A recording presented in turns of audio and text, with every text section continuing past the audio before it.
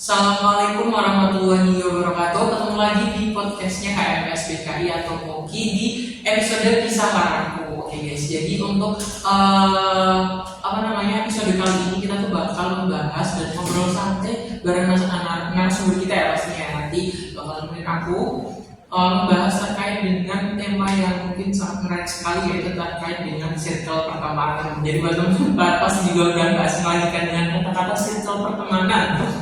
Oke, di sini kalian bakal ditemenin aku Dwika yang bakal jadi bos di episode kali ini, dan ditemenin juga sama narasumber kita yaitu Bu Atia Tamizatul Nisa gitu ya. Mungkin kita langsung sama aja untuk narasumber kita kali ini yaitu Bu Atia. Selamat siang Bu Atia.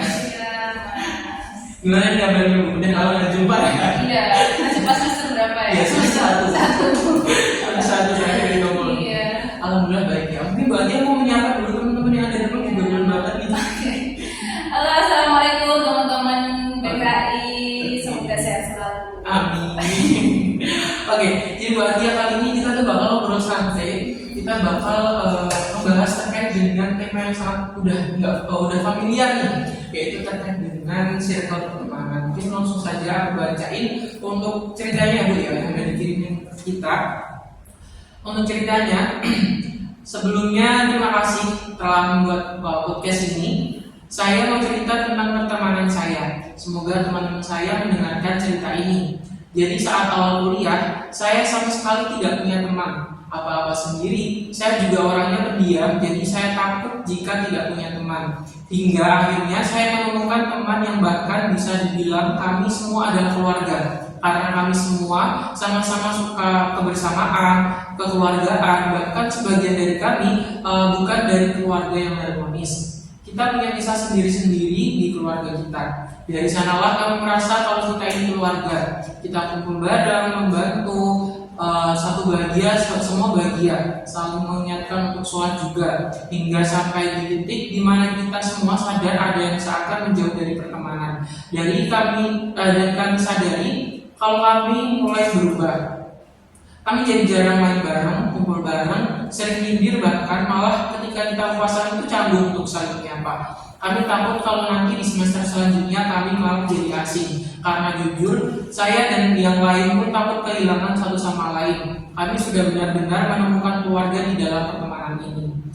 Saya juga mau nyampein pesan buat beberapa teman saya ini, tolong apapun yang terjadi diomongin baik-baik. Saya tahu kalian pasti punya kesibukan sendiri, tapi tolong jadikan satu sama lain sebagai keluargamu. Tempat ceritamu, kita sama-sama berjuang di sini, kita keluarga. Ingat pas kita sama-sama susah, sama-sama makan 5 bungkus mie instan di satu wadah yang sama. Cerita jika ada masalah, bareng-bareng buat wujudin tujuan kita. Terima kasih. Jadi untuk ceritanya seperti itu Bu. Mungkin langsung saja ini saya tanyakan ke Ibu. Menurut Bu Atia sendiri nih, pengertian dari circle pertemanan atau lingkaran pertemanan itu apa sih? Dan apakah itu tuh sebuah hal yang positif atau negatif? Kan terkadang saya juga menjumpai bahwa teman-teman tuh ada yang berpendapat bahwa ngapain sih kita tuh teman, ya semua teman, gak ada circle, gak ada teman yang ini lah, teman yang itu lah, kayak gitu. Circle pertemanan ya, atau bestie kita gitu. Bisa sebenarnya gitu. Sebenarnya kalau kita berbicara tentang pertemanan itu kalau dalam perkembangan ya sesuai perkembangan atau dalam kebutuhan manusia individu dalam berkembang itu pasti sangat dibutuhkan sekali karena itu terkait dengan bagaimana hubungan kita dengan sosial kita gitu ya. Kita kan juga makhluk sosial ya Mas ya. Kemudian terkait circle pertemanan, pasti di setiap rentang kehidupan itu punya karakteristik tentang karakteristik pertemanan masing-masing ya. Misalnya ketika kita masih kecil dulu, kemudian beranjak remaja, dewasa dan sebagainya, pasti merasa bahwa pertemanan kita itu karakteristiknya beda-beda. Nah, bagi ketika kita lihat literatur sebenarnya ketika kita berbicara pertemanan dan istilah circle pertemanan itu kan identik dengan usia remaja ya Mas. Nah, makanya kalau kita berbicara pertemanan pasti identik dengan bagaimana remaja itu berteman atau banyak sekali dikaji-kaji tentang bagaimana seorang remaja itu berteman, ya termasuk itu istilah circle pertemanan itu banyak sekali dibahas oleh para remaja gitu.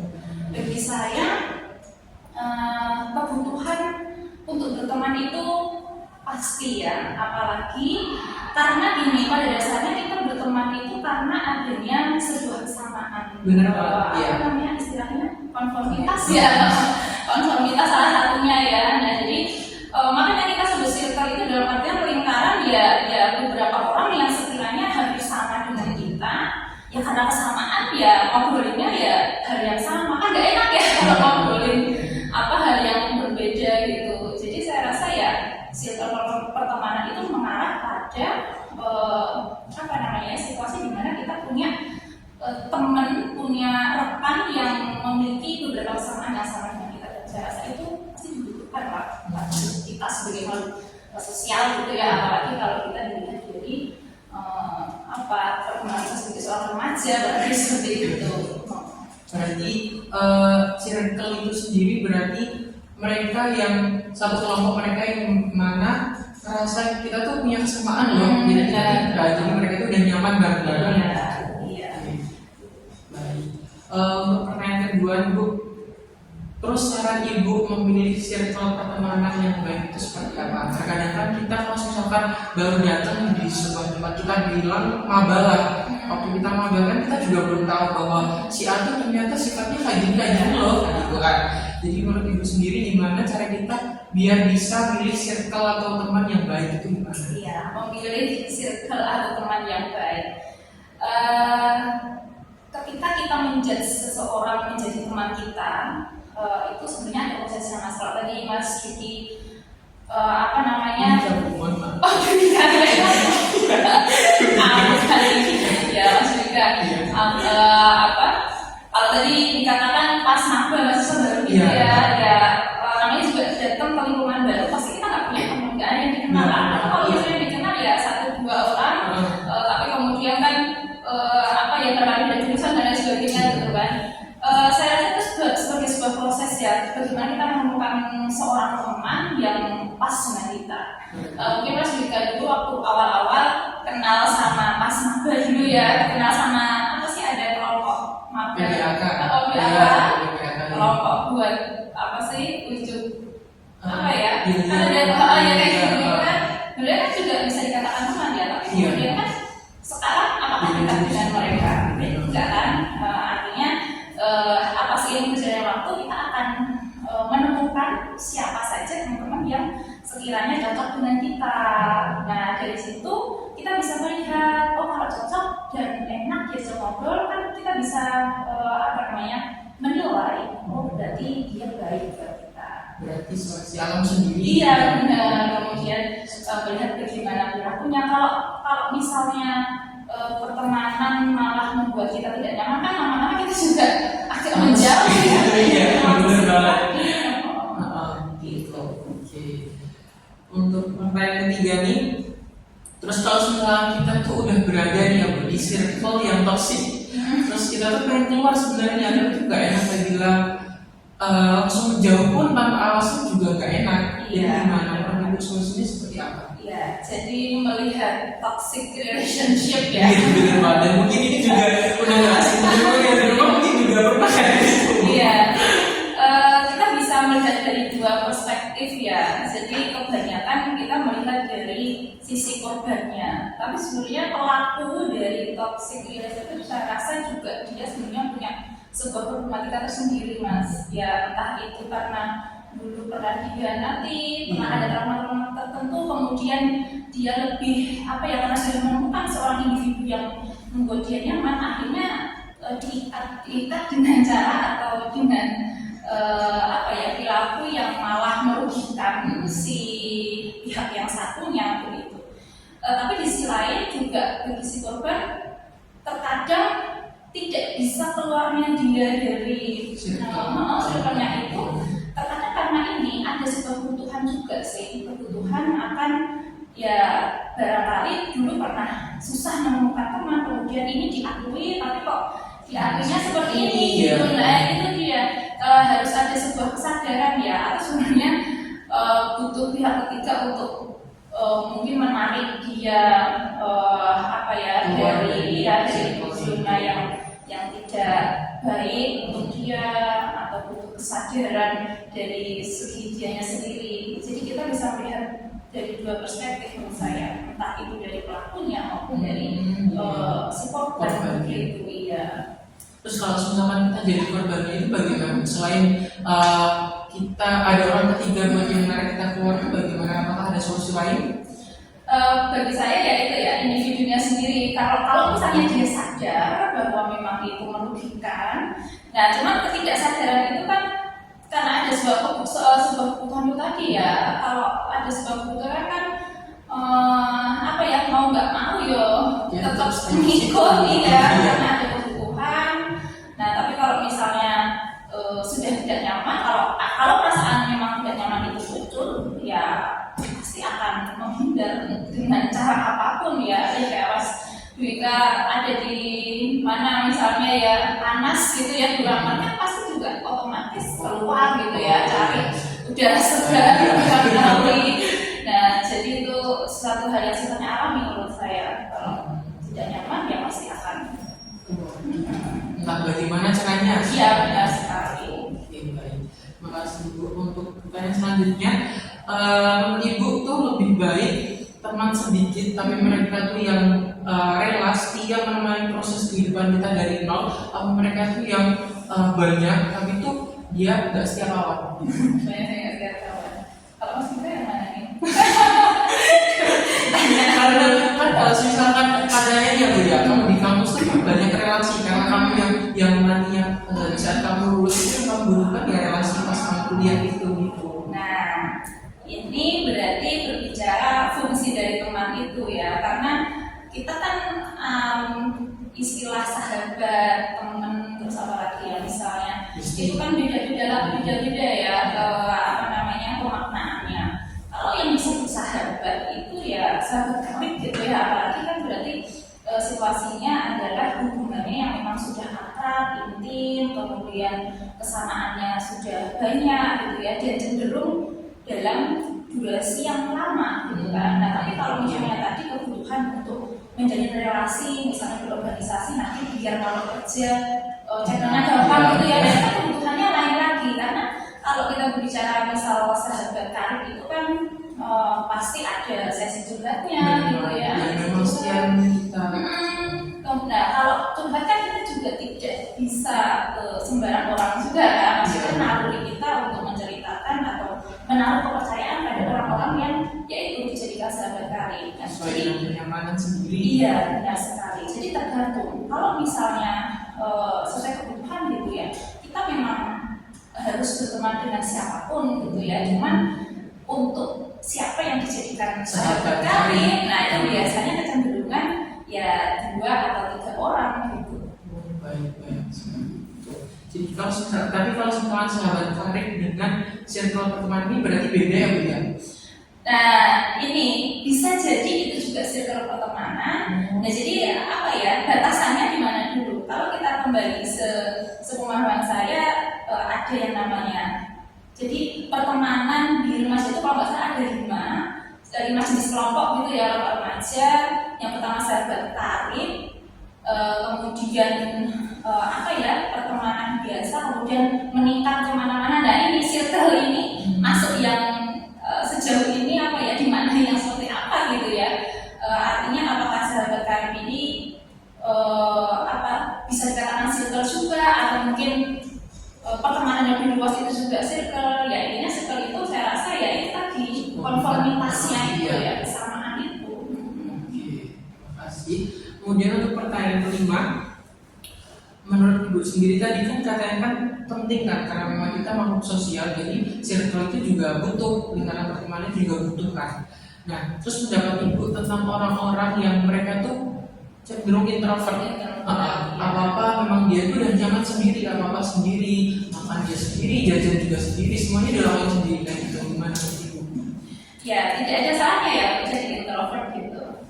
Itu sebuah tipe kepribadian yang satunya extrovert gitu kan Mas.